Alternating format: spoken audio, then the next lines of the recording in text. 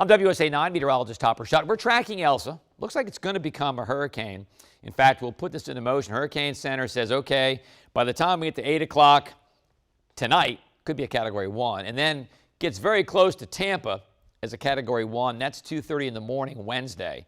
And it's offshore, which is good and bad. It's offshore, but highest winds are always to the right of the center. So that would produce some pretty big winds for Tampa, maybe excess of 80 miles per hour. It already has gusts up to 85, so it's almost a hurricane. Remember, hurricane has to be sustained winds. You need sustained winds of 74 or higher. It's pretty close. So that's 2:30 in the morning on Wednesday. So late tonight, essentially. It's just west of Tampa. Then it moves 8 o'clock Wednesday morning, still a Category 1 around Crystal City. All right? And that will also produce some flooding and the highest winds right along the coast. Good news is it looks like a pretty fast mover.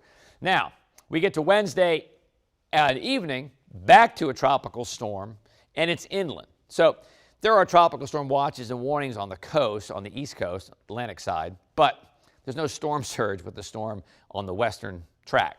That's a good thing. All right, after that, we're going to go to Thursday now at 7:30.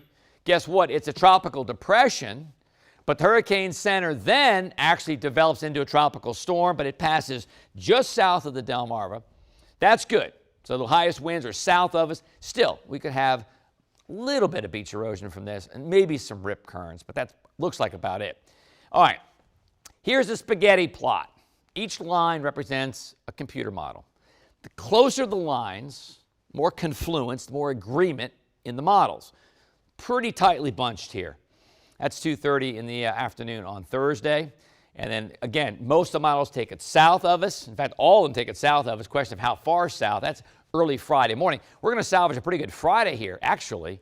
And then it just moves out to sea, maybe grazes the Cape as a tropical storm once again. All right, so what does that mean? Elsa will brush the Delmarva coast well to the south. Tropical storm winds are possible. Maybe we see winds 39 to 55 at places like Ocean City, probably not as far north as Rehoboth. Critical time Thursday evening, 6 p.m. to midnight. And then brief heavy rain is possible. Minor beach erosion is possible south. But I got to tell you, nor'easters, the winter storms, will do far more damage than this. It's a quick mover, and it's passing to the south. All in all, that's pretty good news.